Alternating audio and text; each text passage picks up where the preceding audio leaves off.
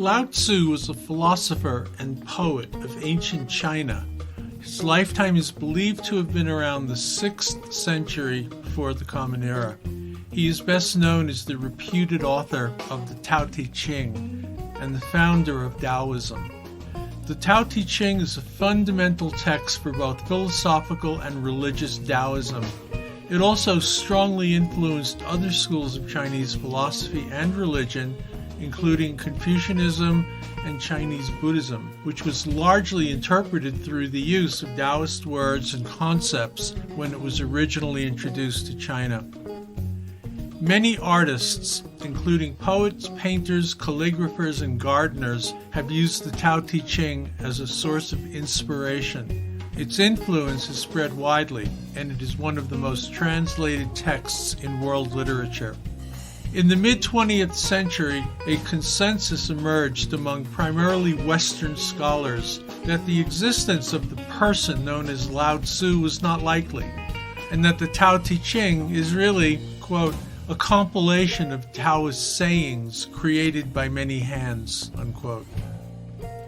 Lao Tzu survived the controversy and remains credited with authorship of the Tao Te Ching, which to date has undergone numerous translations into a wide assortment of languages. It has been and remains regarded as a spiritual classic. Interestingly, based on reported sales numbers, Lao Tzu is the world's second most popular poet, with Shakespeare first and Khalil Gibran third. The following thoughts were inspired by reflection on Lao Tzu's teachings. They are presented here with gratitude to that precious being or beings from which we've received so much to learn, contemplate, and allow to enrich us. Today's world. As information increases, our access to it multiplies at a prodigious rate. Humanity grows more knowledgeable, but knowledge is often accompanied by deepened stress, worry, hatred, and trouble, and less happiness and comfort. Why is this so? It's because knowledge, which is simply knowing, is not the same as wisdom, which involves a healthy dose of perspective and the ability to make sound, wholesome judgments about a subject.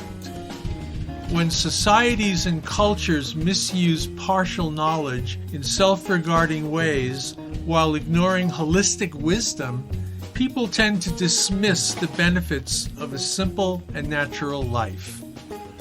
Seeing the simple as boring while reduced by their desires, emotions, and egos, people may become mindlessly manipulated by their worldly demands, to luxuries, to personal and group power, to unbalanced religious and psychological grasping. With this, confusion intensifies, causes of suffering proliferate, anger, greed, hatred, and arrogance arise.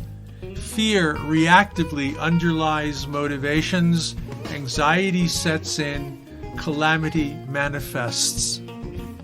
Nonetheless, there are people who can and do awaken during times of turmoil to help guide and support others hoping to do the same. In the Mahayana Buddhist practices, these people are called bodhisattvas. Their path is one of dispelling persistent malignant ignorance by cultivating the wisdom that spawns great compassion, compassion that propels them to act, cultivating and employing skillful means to help others equanimously and tirelessly. How did these people do it?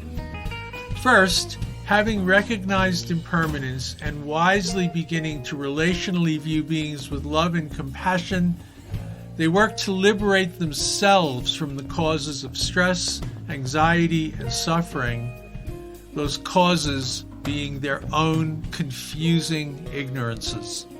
This is done not by elevating, but by lowering themselves from their own me, myself, and I dramas to that which is straightforward, humble, and genuine, then integrating these qualities into themselves, becoming living examples of fearless simplicity, modesty, and truth. As one evolves from their misunderstood sense of self, shedding the dead skin of former insincere lives, they begin to experience their great nature, Tathagatagarbha, in some circles referred to as Buddha nature, the pure energy behind the realization of all potentials, the perfection that abides deep in their own mind as it does in the mind of every sentient being, regardless of religion, culture, or species form. When conditions are right, this propensity arises freely and spontaneously, releasing harmonious energy, enabling the bodhisattva to virtually navigate complicated situations and imbue them and those involved in them with an empowering sense of insight and wholesome confidence. The agenda of the Bodhisattva path is experientially realizing the fertile emptiness that is the true nature of all things, and then employing this realization for the benefit of all beings. And so, Bodhisattva's work involves arousing the mind of awakening, which includes becoming authentically generous, cultivating virtue, being patient and enthusiastic, and bringing clarity, grounding, and flexibility to the consciousness. Have you encountered one lately? Bodhisattvas are everywhere and can appear at any time, ready to provide exactly what those who cross their path need to begin to see and know in order to emerge from the entanglement of ignorant perspectives and self-centered intentions and actions. It is often difficult to recognize the altruistic teachers. They do not identify themselves as bodhisattvas. And what they're doing might not be obvious, easy, or pleasant at the time, but the lessons they present for us to learn and understand are always there. Cultivate mindful awareness of the presence of these awakened beings. Then begin regarding those who are coming your way as a potential bodhisattva in your life to assist you. Look for the wholesomeness in what they are leading you to uncover or experience for yourselves. Yes, it's a gradual process, and it runs intuitively counter to many of our reactive, self-centered, me-first relational norms, bringing with it a total absence of competitiveness, envy, and conceit. If you work at it, you'll soon be aware of your own obscuring ignorance slowly unclouding, yielding to indisputable wisdom, confusion succumbing to clarity, calamity to comfort, doubt to confidence, restlessness to contentment, and suffering to joy. With perspectives clarified, habitual responses to everything around you will gradually become more instinctively virtuous and beneficial. As a result, you will begin to walk differently on the planet. This is not conjecture. It is a tried and true path, the precious work product woven over the centuries by Himalayan Buddhist masters. And remarkably, it comes to us with profound and navigable directions for guidance. The legendary Lao Tzu was living and teaching this way of being, simple, modest, and true, traveling throughout China 3 centuries before Siddhartha's birth. Upon achieving enlightenment, Siddhartha Buddha refined, expanded, and taught similar ways to all inclined to listen. Then, after his death, these teachings were assembled and ultimately organized into what we today know as Buddhism's Mahayana curriculum. Enriched by Tibetan sagacity, they continue to be studied and practiced by aspiring and engaged beings the world over, women and men walking the precious Bodhisattva path, bringing benefit to all they encounter. The teachings of Lao Tzu, the awakened Buddhist path, both so ancient yet so relevant, so wise, so kind, so elegant. If you sense these resonating with you, check them out.